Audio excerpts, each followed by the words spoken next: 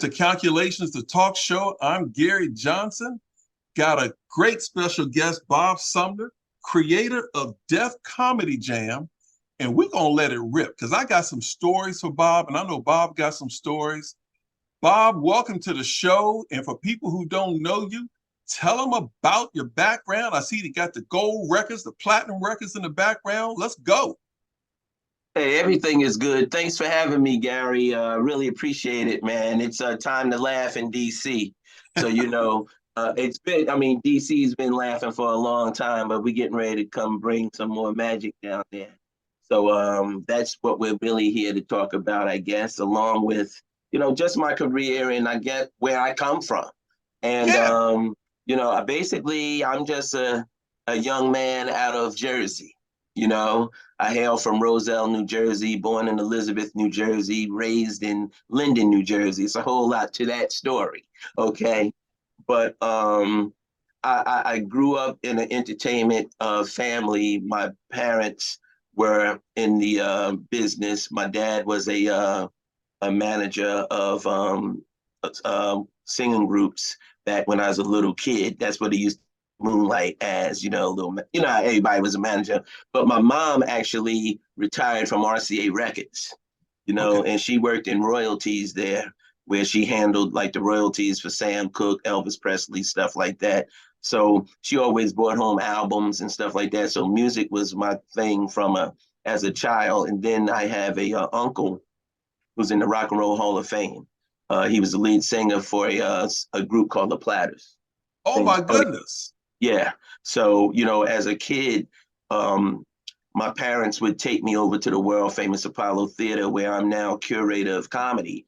It's weird how it works, but my parents would always go over there with my uncle, and then would be performing there. So they got that buzz. That was what they wanted to do, and I have family in Harlem, so it was like you remember the movie Soul Food. That's Yeah. how it was with my family on Sundays. We spent, whether it was on 116th Street, if it was on Lenox, or if it was Esplanade Gardens, that's where the family would all be. And then they would go over to the Apollo for the Sunday night show, or Wednesdays with the amateur night. So music and comedy was always in me because of all of that. And as a kid, I was able to see a young Richard Pryor, a young Nipsey. I would see a Nipsey Russell, Slappy White, Moms Mabley. It was crazy. And even I just recently did this See It Loud documentary for CNN that LeBron James and Maverick Carter did for their production company. And I was telling, when they was interviewing me, I was telling them that I've seen Moms Mabley 20 times. So Wow. I always been around it. And then as I, went into high school, I was into music. Of course, I would have parties after my basketball games, and it was always my life. Then from there, I went to college at Seton Hall University, and I got involved in radio there. I had a very popular radio show. So music was always my thing. And then I also worked for a man by the name of Teddy Powell. I don't know if you are familiar with the Black Godfather documentary on Clarence Avant, Yes, but he sir. spoke about a man named Teddy Powell, Yep. who, when he came from the South to Jersey, he started working at a spot that Mr. Powell had. And it tripped me out because that was 1959. Now I'm talking about 1982, 83. Wow. I was touched by Mr. Powell. So I guess it's that magic that goes on, because a lot of people say, what Mr. Avant did with music, I've been able to do with, all of the comedians that I've been able to touch over the years. So that's how my career goes a long way, man. Long way. And I'm still rolling. Well, you know what? Let me do this. Let me ask you this. Who Mm-hmm. is on your Mount Rushmore of comedians? I mean, it's hard for me to have a Mount Rushmore because it's so many. Right. I mean, from if you go all the way back, I mean, I mentioned Moms. Moms might be my top because that's Okay. kind of like where I started. But then again, there's Pryor. Pryor was major. and then as you move on to the Eddie Murphys of the world, he kind of changed the game like Jordan did, you Rock know, star. That and Raw then tour was like rock star. right, and then I would have to speak on somebody who I actually had my hands on, and that was the late great Bernard McCullough, Bernie Mac. Bernie You know Mac. what I'm saying? So that's how, like, off the top of my head, just like if we said, all right, who's my favorite singer, and I say Chaka Khan, you know what I'm saying? So, so that's just how it goes. But it's so many others that you can put in and out, just like the Right. top five in basketball. You know what It's I like a mean? barroom argument. You Barroom know what it argument. is, all day, every day, man. Because Yeah. George Carlin is one of my favorites. You know what I mean? And somebody would be like, George Carlin, I'd be like, yeah, George Carlin. Yeah. Well, I don't want this to get away. Before we started, I had said something about the first time I saw Bernie Mac, Mm-hmm. Constitution Hall, Washington, D.C. Yeah. And I believe, you can correct me if I'm wrong, I believe he hosted a show that we thought we were going to see hosted by Martin Lawrence. And I Everywhere we was, went. Yeah. yeah, we were like, me and my friends were like, who's this Bernie Mac dude? But man, he ripped it up. He Well, ripped it. well, let's do this for clarity, bro. Because, like, with social media now, I tend to, every now and then, I read these comments on Facebook and Instagram, and I be knowing the true story, the real story. Right. But with a story, it changes 10 times before it gets back to what it really was all about, or someone who may know what it was all about. Right. You So know where you know. So I want to hear from you. I'm with this one, I'm gonna give it straight from the top. Okay. We had we were fortunate to have an opportunity to change the color of stand-up comedy, basically, And I say that because we brought to the home box office, HBO, a show that featured all unknown talent. Okay. Nobody really knew what that was really all about. And I was able to take a 2-show pilot and turn it into 104 episodes. But there was a time when we didn't even know what the name of the doggone show was going to be. And now, every time you turn around, Uncle Charlie's Comedy Jam. You have Peanut Butter and Jelly Comedy Jam. You know what I mean? It's like everything's Comedy Jam, but, it was like, what is this show going to be? So here it is, Def Comedy Jam. So I hit the road, just like I just finished hitting the road after the pandemic, because I have to show America how the West was won. You know what I'm saying? What really happened. Okay. So with all that being said, we had an opportunity in 1991 to take this, what has become a phenomenon, right? And we aired in March of 92, right? And as soon as we aired, Martin took off. Like, I know the story because the promoter, Martin, was booked on that Friday night in Massachusetts, right? Friday and Saturday night. Hardly did any tickets on that Friday night, right? Def Jam aired that same night. Come to find out, Martin Lawrence is in Massachusetts. What do you think happened on Saturday night? Sold out. We ain't have nothing to do with this. That show was booked long before Def Comedy Jam aired, okay? Now, it's time for us to go on tour. Martin ain't going on tour with us. He don't have to. Martin could get all that money, right? However, Def Comedy Jam, the show was so hot, we're going to go on tour too. And everybody's like, how are you going to go on tour without Martin? I said, watch, okay? Because all we needed was the talent. So I put together who I felt was like 4 of the hottest and then we had to select a host, right? And they was like, Bob, if Martin's not going to host, who's going to host? And see, Bill Bellamy was my host in Jersey. I had an underground room called Club 88, and we moved it to the Peppermint Lounge after it was very, very popular in Jersey. But everybody was thinking that, I'll probably have Bill host. Nah, because I needed somebody who was going to bring it like a national, like Bill was still new to the game. He was tight, but I needed a vet. And Okay. even though this brother was new to America, he wasn't new to the game. And I selected Bernard McCullough, aka Bernie Mac. All right. That set that everybody see Bernie do on Kings of Comedy, I used to watch that every night for 2 years in a row and Wow. laugh every night. I mean, it was a trip. But the thing was, when Bernie hit that stage and everybody was expecting to see Martin Lawrence, by the end of that night, it ain't make a difference. It did not make a difference. And I can can I get attest an to that. amen? Huh? I can Okay. attest to that because we were there and we were like, who is this guy? He ripped it up about the black preacher. I mean, Yeah. I'm scared of you. I mean, he was just Yes. And that was the beginning. And that was the beginning of everything. And that's why even when they talk about that show that we did with Bernie did, I Ain't Scared of You and all that stuff, people don't understand that him and Kid Capri, we had already been on tour. Like they already had like a thing going on where that was Bernie's second time doing Def Comedy Jam.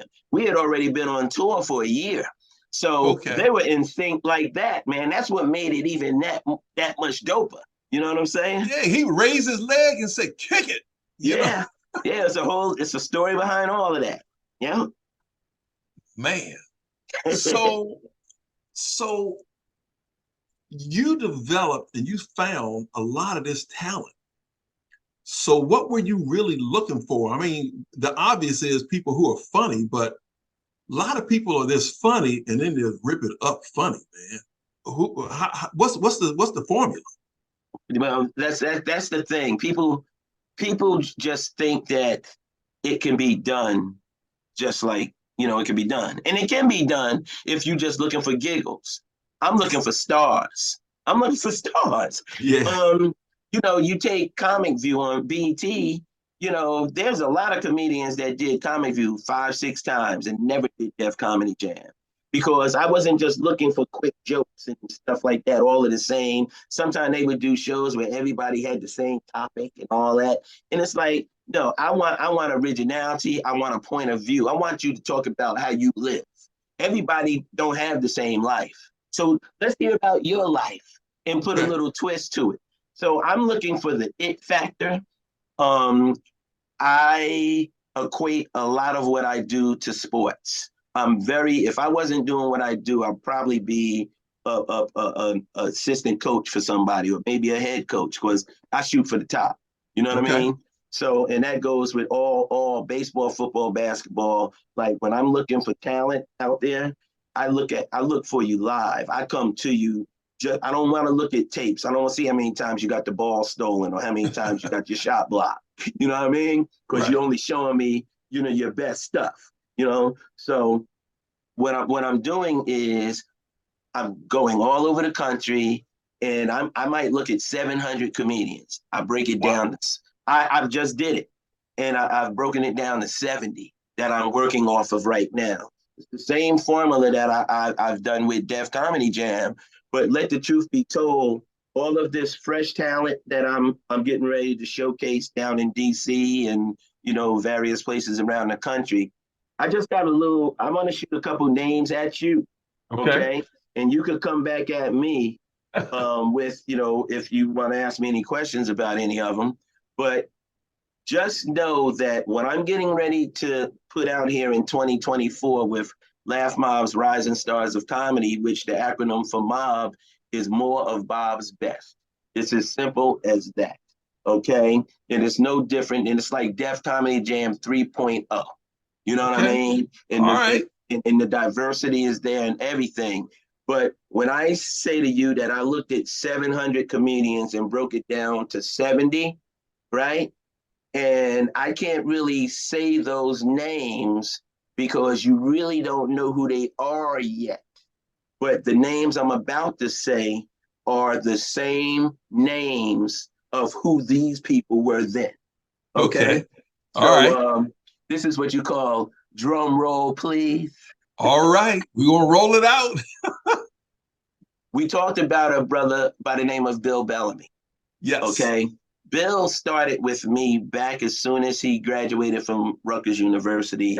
I took him under my wing and we rode this wave together, you know. So I want to start with Bill Bellamy, but I'm gonna go with Bill Bellamy, Deion Cole, Cedric the Entertainer, JB Smooth, Cheryl Underwood, DL Hughley, Chris Tucker, Monique, Ari Spears, Dave Chappelle, Eddie Griffin, Kevin Hart, Craig Robinson, Tiffany Haddish, Tracy Morgan, Joe Coy, Ricky Smiley, Donnell Rollins, Tony Woods, Avion Crockett, Joe Torre, Guy Torre, Tasha Smith, Mike Epps. You know, the list goes on and on. But all of these comedians were once unknown, untapped. You know, I just saw something. They was that 1 out of 10. 1 out of 10. 1 out of 10. You look at 100 people, all right, you take 10 out of it, you got 10. All right. Now, let's go to the next, right? Okay. 100, I got 20. Okay. By the time I get to 700, I got 70. That's the same thing that's going on now, bro. And when I tell you, I know that a lot of people think that, you know, comedians have to have how many followers, how many views do you have on Instagram? That's not my life, man, because I'm about doing this thing where you're going to have longevity,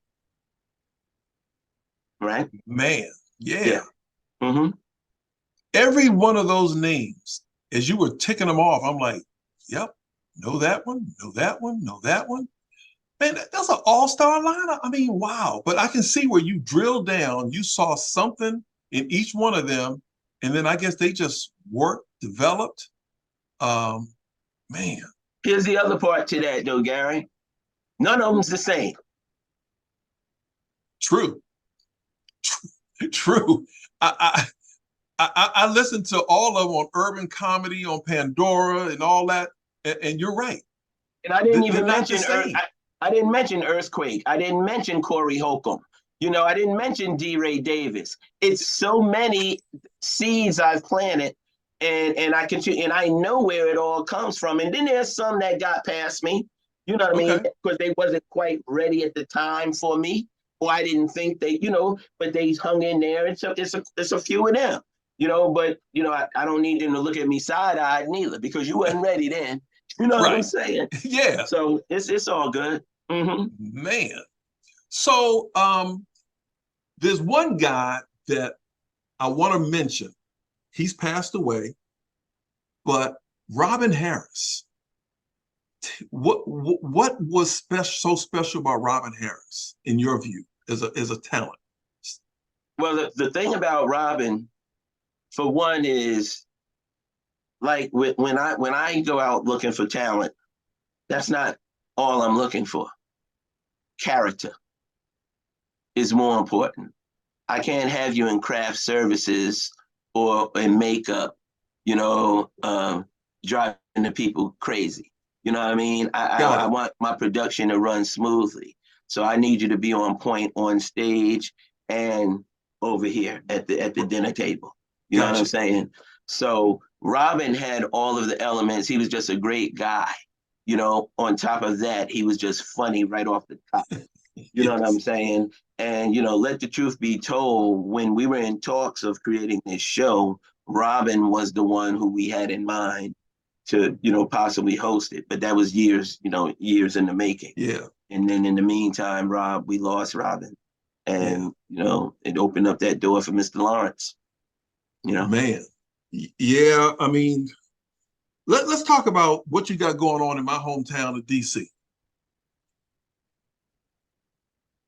I I'm I don't even know how to put it, but I'm gonna put it as simple as this.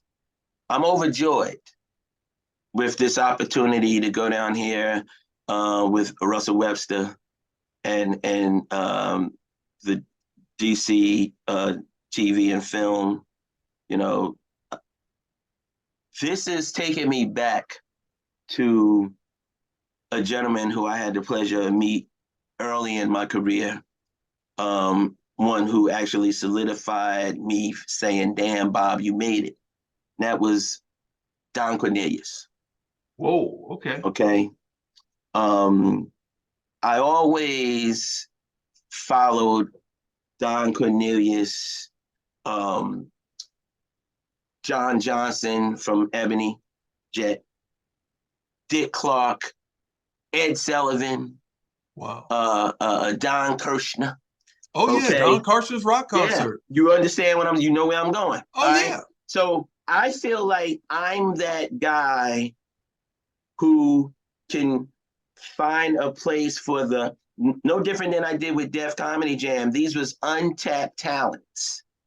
What better, what better situation than the DMV, That's DC right. in particular?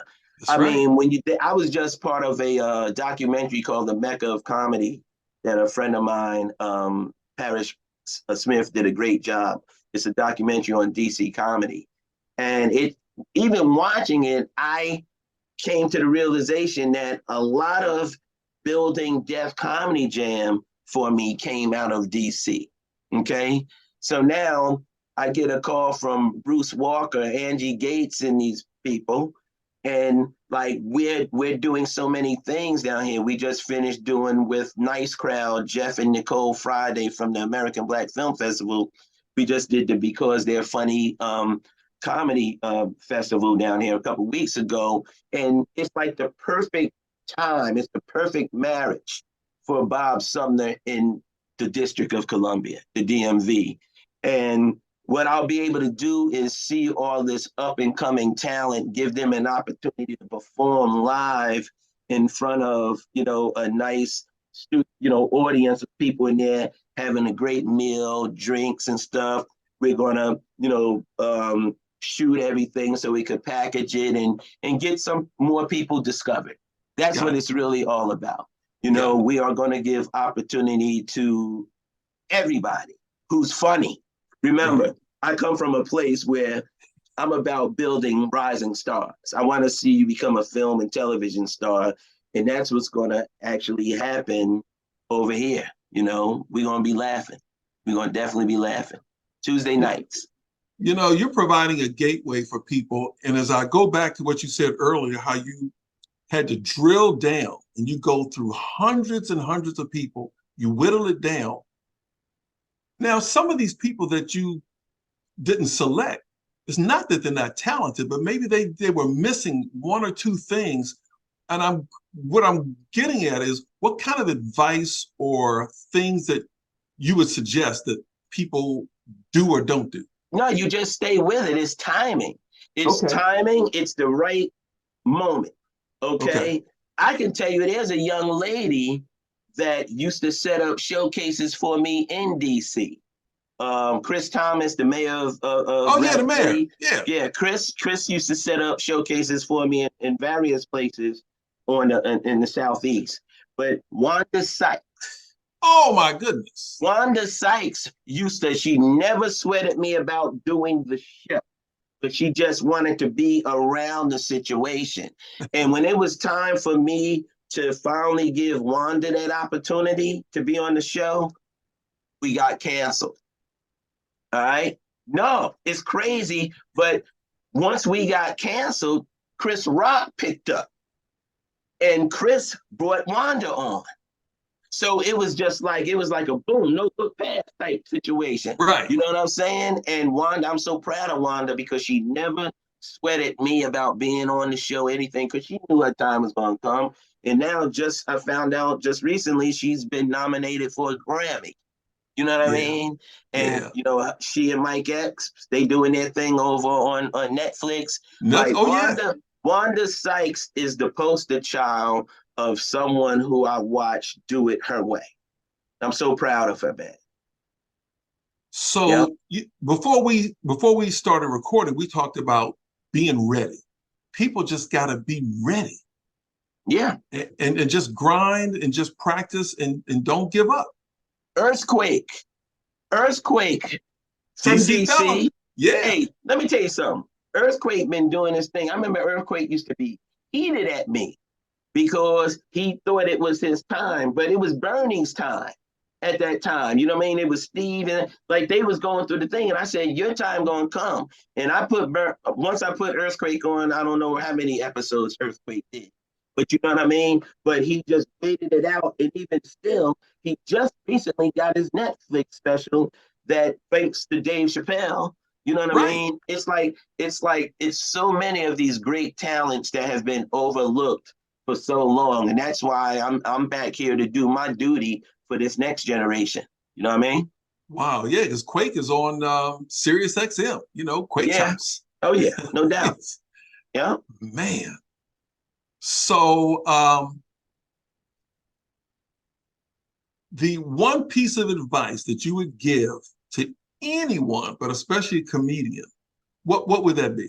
Commit, commit, commit to this thing. Don't be that one that run into me 2 years later and I be like, "You look familiar." Yeah, man, I had to, no, if you're going to do this thing, stick with this thing and make sacrifices or don't do it until you're ready. You know what I'm Okay. saying? And at the same time, know if this is what you want to do. Do you want to be a stand-up comedian or do you want to be a comedy writer? You know what I mean? Know what your lane's gonna be.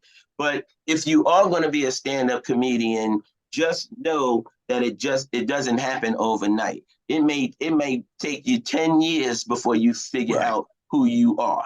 You know what I'm saying? But at the same time, commit to 5 minutes at a time. And every mic is a good mic. I don't care if you at a wake.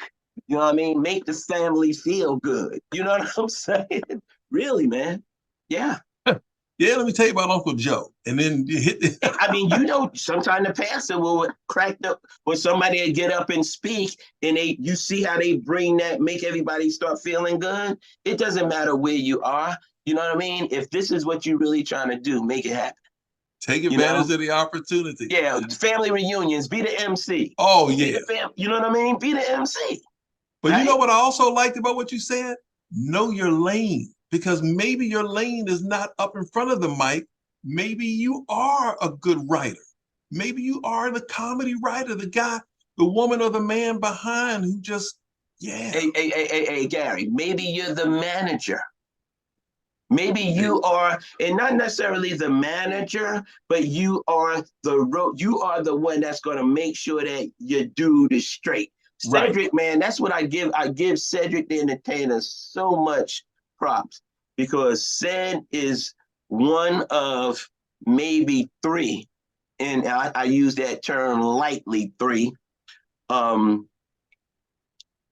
of the comedians from back in the day that still have the same team. Whoa. Okay. Loyalty. Okay. You heard me? Got his folks around him and still with the team. That's right. Man. Okay.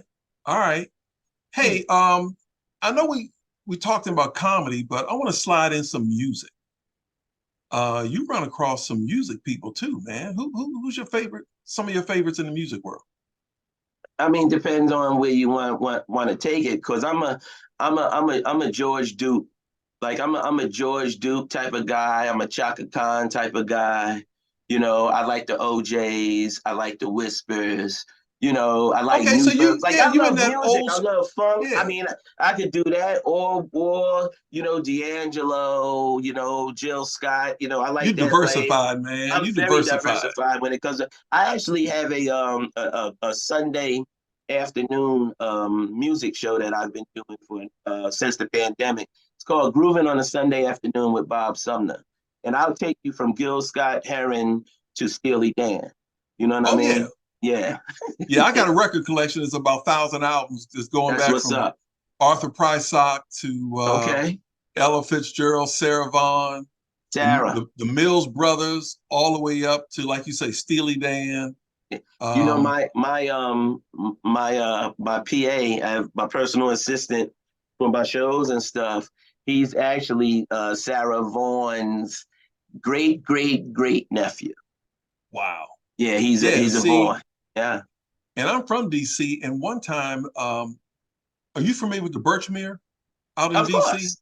Okay, Yeah. so one time I'm talking to George Duke. So George Duke says, and I had never been to the Birchmere at the time. So he says to me, man, you know, if I ever do another live out, I'm gonna do it at the Birchmere. I said, the Birchmere. I said, you know, I've never been to the Birchmere. He's like, you from DC? So he shamed me, man. So I went to the Birchmere. I mean, he just shamed me. So the next show, and man, that Birchmere, the quality, I got to know the staff and the people. I was always at the Birchmere. Right on. Probably saw Mesa 10 times, interviewed Mesa. Larry Graham put on some of the best shows at the Larry Birchmere. Graham. I caught Larry Graham. There was a place on 23rd Street in the city called Tramps, right? And I'm standing there with Reggie Hudlin, right? Okay, yeah. Yeah, we will always catch those, those weekday shows. You never know who's gonna pop in, right? So on this particular night, Graham Central Station, right? Yep. So everybody's ready for the show, right? Next thing you know, sounds like you hear a marching band out in the street, right? Yes. And it was GCS. Yes. And then they came in with the Yes. big drum and everything, and they hit that stage. And first thing they said was, "We've been waiting for so long, waiting to play for you some of these songs." Man, when I tell you, and here was the biggest trip, because you can see I'm into this music thing, right? Yeah. No, here was the biggest thing. They broke into Sex Machine, Sly and the Family Stone. Oh, Sly, yeah. They broke into the Sex Machine, but before they did it, Larry invited all of the bass players who brought their axes up to the stage. So they he could did that at all the plug Birchmere in. too. Yeah, But he did that at the Birchmere. But you know who one of the bassists was? It blew me away because I didn't even know he played bass. Know who it was? Ooh. Buddy Miles. Oh man, Buddy, he's known for being a drummer. Jimi Hendrix drummer. Yeah. It was so dope, man. Yeah, I never will forget that. Yeah. Oh man. Man. Yeah. Okay, let's plug this DC thing one more time so we can fill it up and rip it up. Time to laugh. Time to laugh at the Union Oyster House. We're going to kick it off on December 5th. It's going to be popping every Tuesday night. And I suggest that you get there, make reservations, because it's going to be crazy. And what I'm going to do is I'm a showcase anywhere from three to five comedians, including the host. Including the host. Right. And it's just going to be an amazing. We're creating a scene. That's what we're doing. We creating a vibe. Got it. And you can best believe that I have this one rule, and I've been having this rule for the 30 plus years I've been in comedy, and they have great drinks there. Okay. Great food, great drinks. But the one rule that I do have is for everybody to understand that the more you drink, the funnier all this shit's gonna be. All right. So it's as simple as that. Simple rule. Yeah. Simple. It all works. It all works. Mm-hmm. Oh man, ladies and gentlemen, Bob Sumner. We're gonna have this feature on blackmeninamerica.com. It'll be also on our social media platforms and on Spotify. And so keep up with us. We're gonna keep up with Bob. Bob Sumner, man, you have made me laugh. I appreciate it. We're going to keep up with this and follow up with you, man. Thanks for being on the show. If they want to follow up with me for real, it's as simple as Instagram, bob.sumner. All the information's there. Man, we're going to have it out there. We're going to have them following you, man. My man. All right, Bob. I appreciate it, man. Gary. Yes, sir. All right. My man. All right.